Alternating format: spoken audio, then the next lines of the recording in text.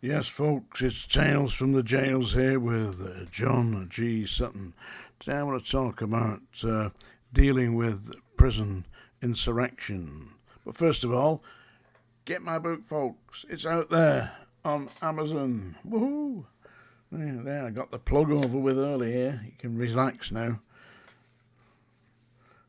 I want to talk about the rules for the prison riots. Yeah, the problem that we had in the 70s and 80s was that we had a number of what they called terrorists, IRA members, who'd been convicted of serious criminal offences, which, I mean, I'm not unsympathetic towards the cause of the Irish Republican Army. I am totally unsympathetic to the methods that they went about it, blowing innocent men, women and children up. Absolutely can't stomach that. And that's what they were imprisoned for. Atrocities, in effect. Car bombs and blowing up public houses and buildings and nonsense like that. Disgraceful. I mean, can you imagine being in the middle of that? And 1 minute you're walking along, next minute your legs flying past you.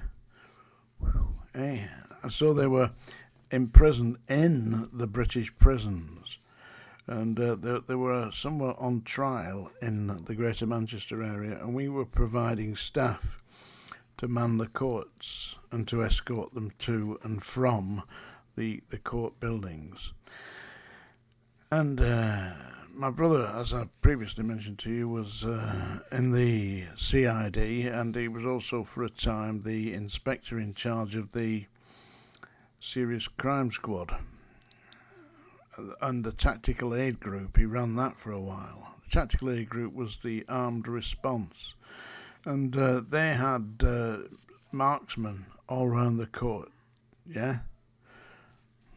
And in the court, in the event that there was going to be an attempted breakout, that the IRA or whoever it was going to attempt to force the freedom, break them out of the custody of Her Majesty's Prison Service.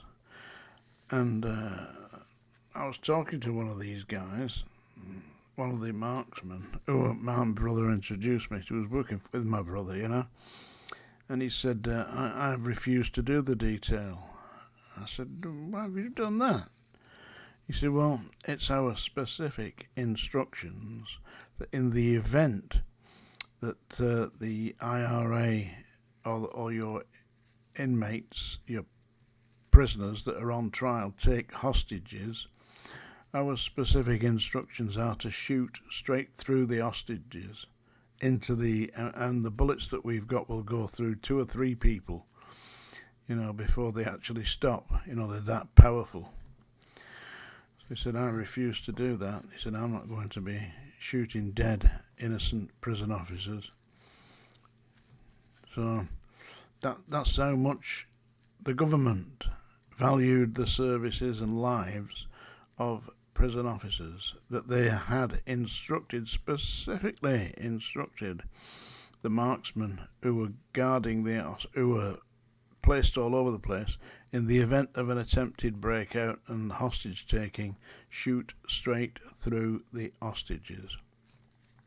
And those of you who doubt that this would happen in a civilized society, you only need to Google Attica and the prison riots at Attica, where a large number of the prison staff were killed by their own marksmen, their own guards, because the inmates took hostages, and the guards on the roofs and in the towers just took aim and opened fire, rapid fire, no marksman shooting, just rapid fire.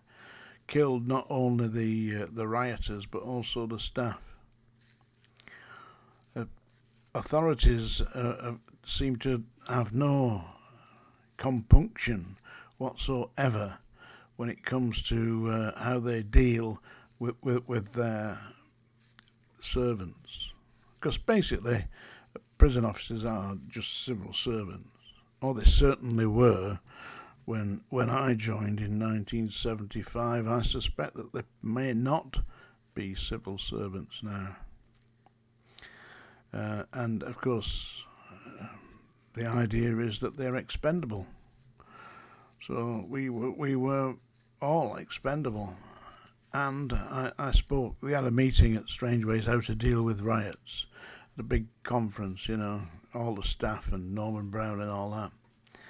And Norman Brown was telling us that during the time that we'd got these high-profile prisoners in, that there would be police marksmen. And I suggested that in the event that they do grab hostages, why can't we just flood the area with gas, you know, CS gas. That will debilitate them. Can't do that. So, well, it's got to be a great deal better than being shot in the bloody stomach or the head or through the chest by a marksman, hasn't it? Well, we're not doing that. I said, but if you issued the staff with CS gas, or you had a team ready with CS gas, they could quickly quell the riots, you know, by bombarding the place and filling it full of CS gas. I have experience of CS gas, you see, in the military. You know, when you were doing certain training in the military, you were put into a closed area with a gas mask, and they let the CS gas off, and you had to get your gas mask on. Yeah, if you didn't get your gas mask on in time, you were coming out your eyes streaming, you couldn't do anything, you were coughing and spluttering. Didn't kill you, made you feel terribly ill. So if you do that, fill the place full of CS gas, you'll stop them. No, we're not doing that. Water, what about high power water sprays? Well, we haven't got any of them. We've not got any of them. No CS gas, no high power water sprays. What have we got? Well, we've got marksmen. So they're going to shoot you. Seriously, that's what they got. This is days before we had things like tasers. Didn't have anything like that. Didn't have pepper spray then. Didn't have it. So they had CS gas, that was it, but they wouldn't use it, or they wouldn't order it, or they didn't decommission it. So really, what Norman Brown was doing was telling us, he wasn't asking us for our input, he was telling us, stand by lads, in the event that you're taken hostage, we're going to shoot you. That is how, in the 1970s and very early 80s, the prison service were dealing with insurrection. Charming, eh? There's been quite a bit of feedback to that Andrew McClinton, yeah, who was released after 17 years in prison for being improperly convicted, and he refused to accept that he was guilty because he wasn't guilty. And they're now asking him to pay for his board and lodgings. How sick, how disgraceful, how sad is that? What kind of a reflection on society is this? Somebody get a petition up. I'll definitely sign it, yeah? Let's tell them, stop behaving like a third world country, you muppets. But they haven't got any idea, have they? They're out of touch with reality. How can the Prime Minister, who is fast approaching being a billionaire, how can he possibly relate to somebody who's living hand to mouth and having to worry about paying their electricity bill or getting themselves something to eat? And he just hasn't got any possible way of understanding that. He can't do it. He can't see that, you know. Anyway, those were the days, eh? Right, anyway, I'm going to sing to you now, so I better have a... That's the song dinger. Are you ready? That's an alarm bell there. Paula's doing the Highland Fling. Catherine's waltzing round. I'll have the last waltz with you. If you're still here, then you know what to expect. This is Chris Christopherson's song that was originally performed by Chris Christopherson, also recorded by Johnny Cash. This is Sunday Morning Coming Down. Well, I woke up Sunday morning with no way to hold my head that didn't hurt. And the beer I had for breakfast wasn't bad, so I had one more for dessert. Then I fumbled in my closet through my clothes, found my cleanest dirty shirt.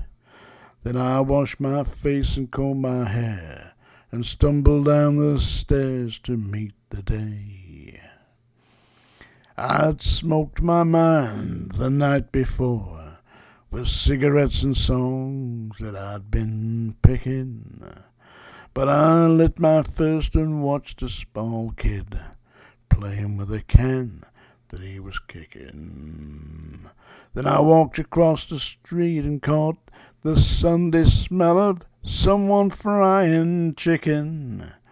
And Lord, it took me back to something that I'd lost somewhere, somehow, along the way. On a Sunday morning sidewalk, I'm wishing, Lord, that I was stoned, 'cause there's something in a Sunday makes a body feel alone. And there's nothing short of dying that's half as lonesome as the sound of a sleepy city sidewalk on Sunday morning coming down. In the park I saw Daddy with a laughing little girl that he was swinging, and I stopped beside a Sunday school and listened to the songs that they were singing. Then I headed down the street, and some way far away a lonely bell was ringing, and it echoed through the canyon like the disappearing dreams of yesterday. On a Sunday morning sidewalk, I'm wishing, Lord, that I was stoned, 'cause there's something in a Sunday makes a body feel alone. And there's nothing short of dying half as lonesome as the sound of a sleeping city sidewalk and Sunday morning coming down. There you go. Sunday morning coming down. Sunday morning, they'll cancel Sundays after hearing that. Tales from the Jails.